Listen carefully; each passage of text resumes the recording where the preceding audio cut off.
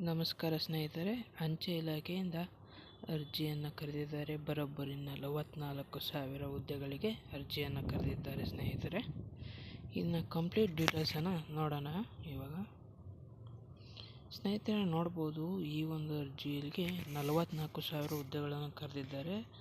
ಅದು SLC ಆದ ತಕ್ಷಣ ಕೆಲಸಕ್ಕೆ ಸೇರ್ಕೋಬೋದು ಸ್ನೇಹಿತರೆ. ನೀವು ಇನ್ನು ಅರ್ಹತೆ ನೋಡಿದರೆ ಸ್ನೇಹಿತರೆ, ಅಭ್ಯರ್ಥಿಯು ಕನಿಷ್ಠ SSLC ಪರೀಕ್ಷೆಯಲ್ಲಿ ಪಾಸ್ ಆಗಿರಬೇಕು ಸ್ನೇಹಿತರೆ.